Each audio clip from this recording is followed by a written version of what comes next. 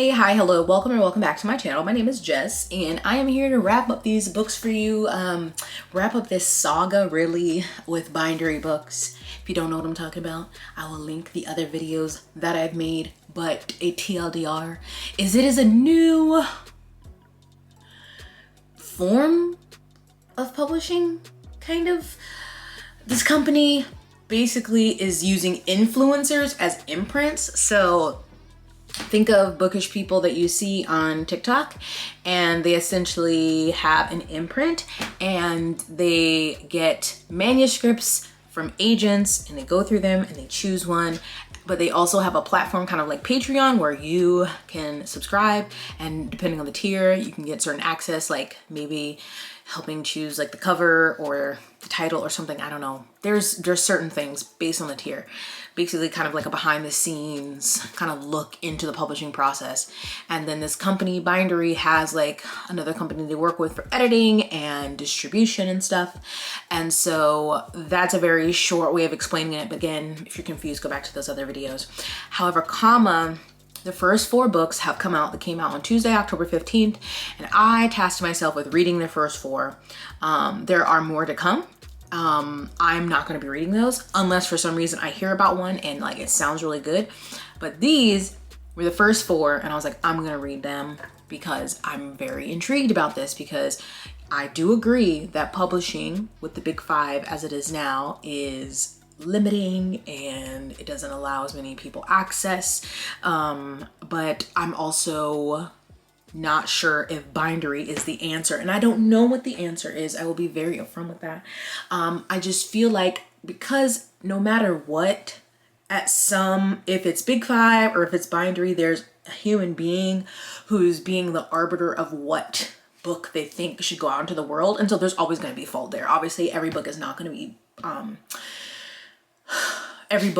to be for every reader, but something Bindery says is like, you know, we really want to do this to, you know, hopefully make publishing a more inclusive space and let more people who maybe, you know, it may be harder for them to break into traditional publishing, or maybe they don't have the resources to independently publish by themselves because it's very expensive, to help them. And so great premise, and they have, you know, a wide range of identities of people running the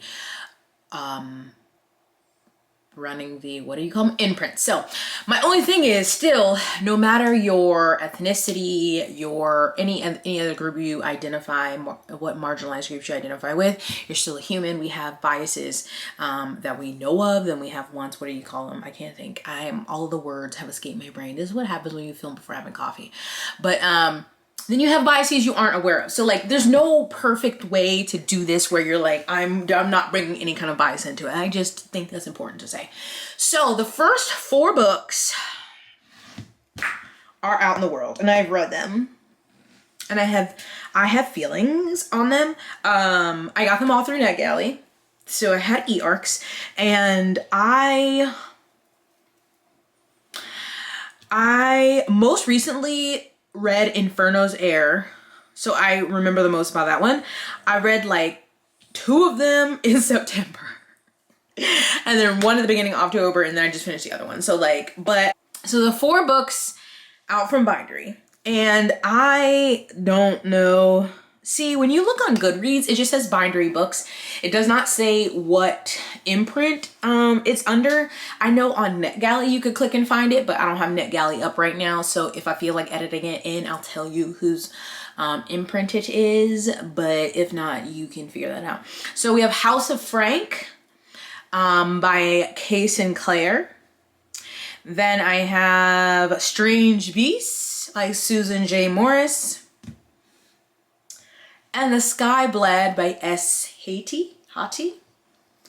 And lastly, Inferno Air by Tiffany Wang. So the first 3 are all labeled as adult, and the last one is young adult. And in a surprising twist of things, the one I enjoyed the most was the young adult book. And I say that because if you're new here, I don't read a lot of young adult fantasy, young adult really in general anymore. I'm obviously not the target audience. That doesn't mean you can't enjoy it, but I just have not enjoyed young adult fantasy as of late. So I usually don't pick those up. However, out of these four, I thought it was the best one, but I'm gonna save that one for last. I'm gonna start with House of Frank. I read that one first. Okay, House of Frank was the one I predicted that I would enjoy the most just because, well, one, I love the cover. It was giving very cozy fantasy, and then reading the description sounded like cozy found family vibes, which is my jam. So briefly, the description is a warm and hopeful story of a lonely witch consumed by grief who discovers a whimsical cast of characters in a magical arboretum and the healing power of found family.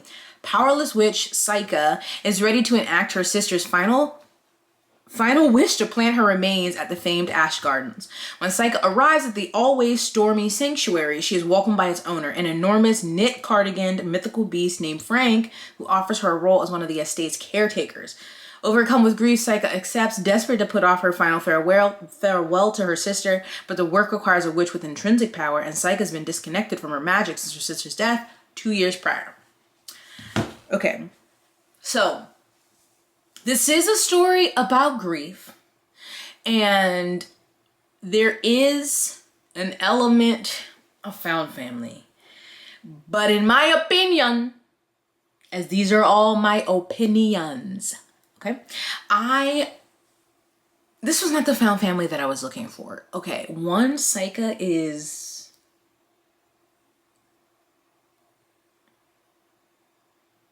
something. Also, it was very jarring reading this one because you would be in her POV, Psycha. I feel like it was first person, but then it would switch mid-chapter to second person, but she was talking to her sister, but she was talking to her sister as like you, but her, like in her mind, her sister's dead. It was just really weird, and it made for a very choppy reading experience. I felt like I didn't feel the love between all of the characters, all the people living in this house. They kind of, not like you can't have some dysfunction and still be a family, but it just felt like all these individuals living in this house that sometimes came together and less of like a found family, if that made sense. There was something that Psycha does to Frank, who owns the house, that pissed me off. And like, it made him really mad. And like, she kind of never apologized. She's like, you know, I did what was best. And I'm like, no, you're a bitch. There's just like a cast of, there's the witches, there's this mythical beast of Frank, there's cherubs, there's a ghost who cannot speak. And they don't have a way to communicate with him except like there's a fairy who somehow can communicate with the ghost, but I'm like, you are a family, you haven't found a way to like talk to him because he's like part of the family supposedly, but like you can't communicate with the ghost. I don't know. There was also like a romantic subplot that felt so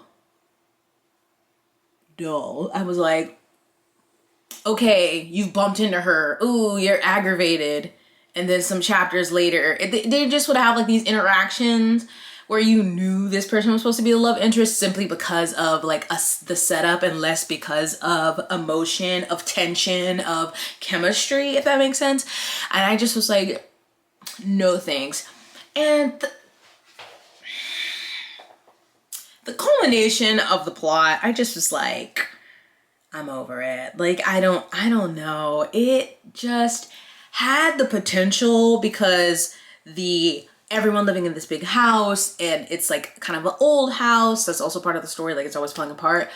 All stormy weather, like that just really lends itself to this perfect cozy background. And then you have these cast of mythical beings, which like, I don't know if we needed so many, but whatever. But their relationships just needed to be better, like between them. Psycha was a really frustrating person to follow. And really, I didn't like that. Also, Frank, the main guy who runs the house, has been not well for a while. And you're like, all of these people have lived with him for how long? And no one has noticed. No one has like brought it to his attention till it's like gotten so bad. So I'm like, I'm having a hard time believing this. Like, is this really close-knit family? And so that's just it. Yeah. At first I was like, oh, this could be really good. And then I was just over it. So I read some reviews where people said, you know, as someone who's been through grief, they really enjoyed the story. They found it similar to like TJ Klune Under the Whispering Door. So maybe if you liked that, you may like this. Maybe if that's the most important part of the story is about like somebody grappling with their grief, maybe you would enjoy this. But if you're really, I think, going in for like a really great found family story, you're going to be disappointed. So I was sad about that one. Okay, Strange Beast by Susan J. Morris. Second favorite cover. So this one is, okay, in the fresh yet familiar gothic tale, part historical fantasy, part puzzle box mystery, the worlds of Dracula and Sherlock Holmes collide in a thrilling exploration of feminine power. At the dawn of the 20th century in Paris, Samantha Harker, daughter of Dracula's killer, works as a researcher for the Royal Society for the study of abnormal phenomena. But no one realizes how abnormal she is. Sam is a channel into the minds of monsters, a power that could help her solve the gruesome deaths plaguing turn-of-the-century Paris or have her thrown into an asylum. Sam finds herself assigned to a case with Dr. Helena Moriarty, daughter of the criminal mastermind and famed nemesis of Sherlock Holmes, and a notorious detective whom no one wants to work with on account of her previous partner's mysterious murders. Ranging from the elite clubs of Paris to the dark underbelly of the catacombs, their investigation sweeps them into a race to stop a beast from his killing rampage as Hell and Sam are pitted against men, monsters, and even each other. But beneath their tenuous trust and unmistakable attraction brews, is trusting Hell the key to solving the murder, or Sam yet another pawn in Hell's game? I would like to say first and foremost that I cannot stand Hell as a nickname for Helena. Every time I read it, I was like it made me mad. So this sounded interesting with the mention of Dracula and Sherlock Holmes. Not like I'm like well versed in that, but I was like, oh, that's kind of interesting. And most of it is set in Paris, which I think was a very enjoyable part of the story. I mean, there's a lot of descriptions of Paris, so it's like this author really loves Paris. But I feel like the Dracula Sherlock ties, like it does tie in, but I feel like it's just like, it's not that big a deal. I don't know. Especially not the Dracula part, like there is something and it's mentioned like how her family is tied to that. And then obviously Helena being the daughter of Moriarty, and that ties in. But overall, I think my biggest problem was it felt too convoluted. Like there was just so much going on, and I don't feel like it was well explained because I never really got the magic of the world. I really never understood the relationship between humans and beasts. I don't think it was well explained. And then again, another one where there's supposed to be this sapphic romance, and I'm like, is working together with somebody what you mean by romance? Like there was nothing there. I felt zero, zip, zilch. I don't get it. I'm like, I feel like there was more chemistry between them and other men on the page than betwixt themselves. Like it was very strange. And yeah, there was just a lot going on. Samantha, is that her name? She was just dramatic as all get out. And of course Helena, whatever her name is like, I don't need a partner, I can work by myself. It felt like, I don't know, those characters obviously we see in other stories, and they're placed in this, I guess, kind of unique circumstance, but it just did not work together. Like it was just so much going on with, is there a secret society, and then are there werewolves, are there what is this monster, what is this doing, does Sherlock and Dracula come into this? How does Moriarty play into this? Oh, who is this dude back from England? Also, one is from England and one is from the United States, I believe. one of the women is supposed to be from the US and one is from the UK, but they're sent to Paris. And it's never really explained why Paris doesn't have like their own people. I don't know, maybe that's a small thing, but that bothered me. I'm like, but why them? Why were they sent all the way to Paris? This is, when is it? Turn of the century. So 19th century. You know, it's not just like hop on a flight, boop over to Paris. I feel like that's a big thing to call in some people from another country, and that's never really explained. I don't know if this is gonna be a series. Again, I think the writing itself was good. The storytelling was not, to me. I never felt settled. I felt confused. I felt like I never could develop a good picture of the world. And yeah, it was fine. Oh, I was just thinking of that thing, and then like, oh, and then this, and this man, and this German, and he, and then see, is this thing, and you put this thing in this tree, and you come over here, and then we'll climb it through the catacombs, and oh, we gotta blow up this, and oh, is that a monster? What? Samantha, slow down. You know? The third one I think I struggled with the most, and that is And the Sky Bled. This is like a climate dystopian novel. Which I think is an interesting premise, but okay, let me read the summary. Amid the chaos of a dying city ruled by colonizers, 3 rivals, a thief, a slumlord, and an heiress race to find a hidden cache of magic that will decide the city's fate. In the occupied city of Tehomaya, Kalor, a magical fossil fuel, is found only in the blood rains that fall from the sky. While a 6-month drought has brought Tehomaya to a desperate standstill, rumors of a secret stash of magic propel 3 unlikely treasure seekers to risk everything.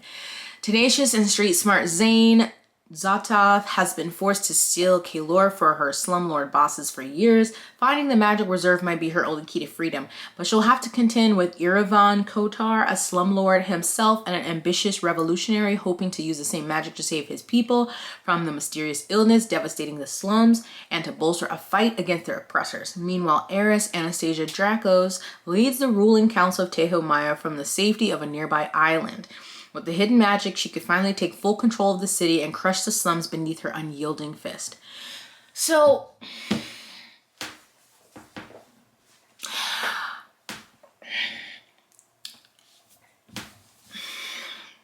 we have the 3 POVs, which I found distracting. I didn't like being with Zane. She felt so immature. And again, this one is marketed as adult. And Anastasia felt so none of them felt fully fleshed out and developed. Like Zane was really annoying, but Anastasia felt so flat. Also, first I was like, okay, this is interesting. And I thought the writing was good, like it's an interesting setup. But as it kept going on, we keep mentioning, an event that happened like 10 years prior, and they just keep mentioning it. And slowly you start to get pieces about what happened. But I'm like, I feel like it would have been better if that would have been like, we started there, so we saw the event and then flash forward 10 years, because it just became so frustrating. I'm like, what are you talking about? What are you alluding to? I don't get it. Why? I got so annoyed waiting for that to be explained. The jumping, the POVs, I did not like that. I think something throughout all of these stories is I feel like the characters need a lot of work, because I felt no closeness, no feeling for any of these characters, but especially in this one. And then I don't know, it's hard to do multi-POV without it feeling choppy or like disruptive, and this felt disruptive to me. And some of the things I was like, this, especially Zane, I'm like, girl, this does not make sense. Why are you doing that? And of course there was this like little romantic song. I'm like, please, I need y'all to focus on the story, and then maybe you can think about a romance. Again, it was terrible. I don't believe that at all. And also he was not a good, why would you choose him? It needed a lot more work. I think at least going down to maybe 2 POVs and maybe getting like Anastasia. I don't think we needed that one. that would help. Really working on the world building, because this was another one when I was reading it that I was having trouble picturing the world, picturing these things they were describing, places they were. I will say that House of Frank was one that I thought the world building was pretty decent. Like where they were, the larger world outside, not so much, but like when they're talking about these being in these different neighborhoods and certain things, I just was like, I'm not getting a good grasp of this. I'm not really understanding the blood rain, the whatever. And that's kind of because you don't understand what happened in the past. You also, with the characters, there's things that are alluded to that happened to them in the past, but we don't really get to dive into that. And I think had we we could have felt closer to the characters, like it would have felt more real. But like they've had these important things happen to them that we're just going to mention in passing and not really dive into. And I'm like, but I want to know. I think that would help me like feel some kind of attachment to them. So it just all kind of felt like really surface level. Like I think it just needed more time. I think you could say that to all of these, like more development in the characters and in the world, and then kind of deciding to cut one of those POVs and make it, and so maybe, or maybe just maybe one third person omniscient POV. But yeah, it's not long, which I think is good, but also not, because I think we kind of went too fast where you're like, we're skimming over all of these important things. I think that's a struggle because I don't know if this is a series. I just needed some more. Yeah. I was hoping when I started this one, I'm like, oh, maybe this is going to be my favorite, and it wasn't. So lastly, what I just read was Inferno Air by Tiffany Wang, which I said is a young adult fantasy. And so I think this one was the best written. It is 400 pages. It does not say if it's the start of a series on Goodreads, but how it ended, I'm assuming there's supposed to be another one. I think this one worked the best for me because we have our main character, Taya, and she is the half-sister of the soon-to-be king. Her parents have died. He's her half-brother. She doesn't like him. He don't like her. And there's a rebellion There's a rebellion brewing. Okay. Taya is a very morally gray character. Like, I think a lot of books say that, and that's not always necessarily true. And while in the beginning you may not think that, you wait till you get through it. And I was like, oh. Like, I was not expecting some of the things she did. And then I was like, oh, okay. So I wouldn't say she's like a true villain, but she's not true here. She's morally gray. And you can kind of understand why she does some stuff and other stuff. I'm like, I don't know.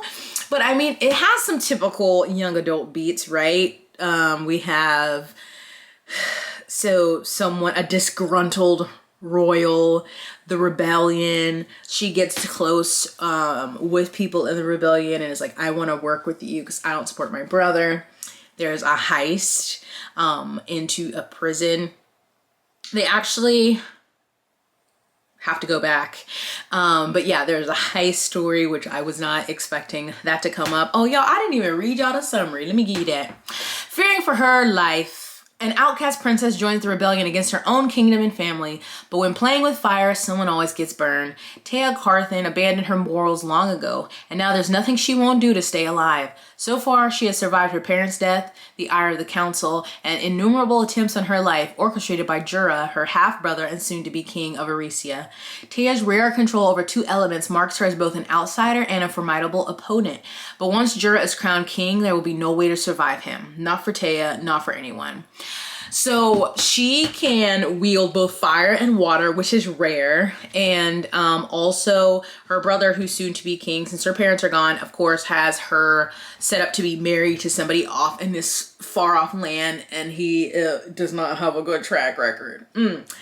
And of course she doesn't want this. So when she hears of this like rebel and she you know, they cross paths, she decides like, hey, I want to work with y'all. But just like the description said, her brother has tried to have her taken out beforehand.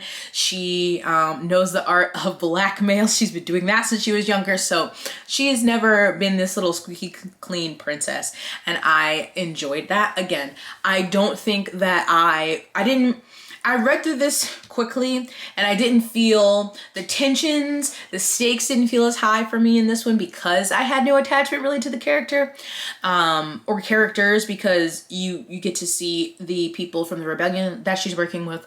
Like, her brother sucks. I feel like there was emotion there where I was like, wow, he really sucks.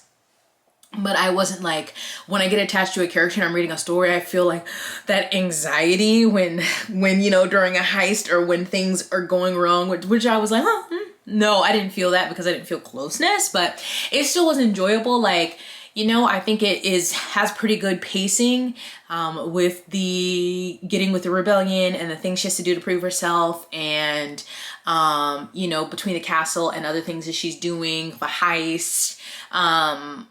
It was a good time. Now, towards the end, as we were getting to the end, I was like, this would be really awesome if this was a standalone, because there was a way it could have ended where it would have been like, but it would have been enough. But it did not end like that. It definitely ended with something I don't like, and I won't say it to be spoilery, but like, it's a trope I don't like, and then we get like a 3 months later. So obviously I'm like, okay, there's supposed to be a next one. I don't think I cared enough to read the next one, but I feel like if you like young adult fantasy, you want a morally gray character, someone who is, you know, conspiring against her own crown, I think you could really enjoy this one. And I don't know, I think at least it probably would be a duology. I don't know if it'll be longer than that. I feel like dragging it out to a trilogy, but really dragging it. But who knows? I don't know. I don't know what else the author has in store. But I thought that this one, I understood. The world was pretty well described, because I mean, I'm just picturing kind of like a royal castle. There was nothing too crazy. There was a little mythology thrown in there that was cool. You have the elemental magic, so that was pretty straightforward and well explained. Like, I knew how that worked. So I think the author did a good job there. I just think, again, with the characters, because like, there's not really, I won't say they're love interest, because there's really not much that happens there, but like, you're like, oh, okay. You know, in a young adult story, you usually see that, and I was like, okay, it's him, but he very standard. Like, he felt very two-dimensional. The others that she worked with from the rebellion, they felt like they had more depth, but he felt really plain and could have used some fleshing out. And like, some of it was like, okay, I know this person who might be the good guy is actually not a good guy. You know, some of that was pretty apparent, but again, it is young adult. So I still think this is the best out of all 4 that I read. Best pacing, best writing and story, and best, yeah, I say best world building just because I don't think they had to do much, but I still feel like I had a good grasp on what was going on. And with elemental magic, I think that just makes it simpler. Like, you don't have to explain anything too convoluted. So this was my favorite one. So that was my journey with Bindery. Check them out from your library, maybe, if you're curious. I don't know. It's not like I know these authors. I have nothing against them.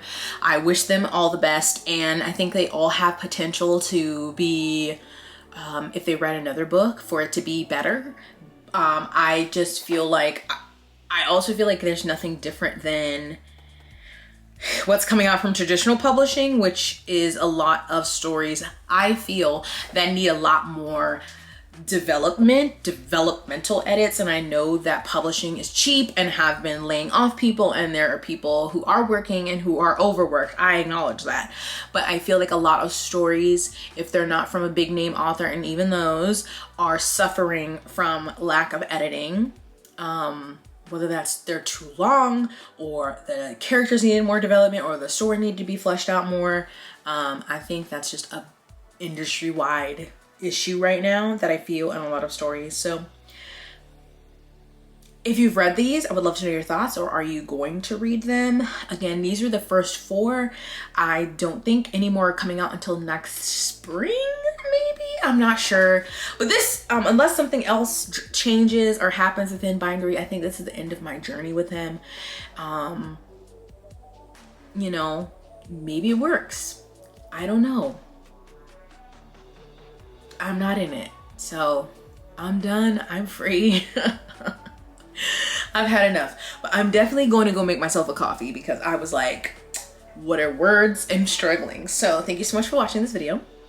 Hope you're taking care of yourself.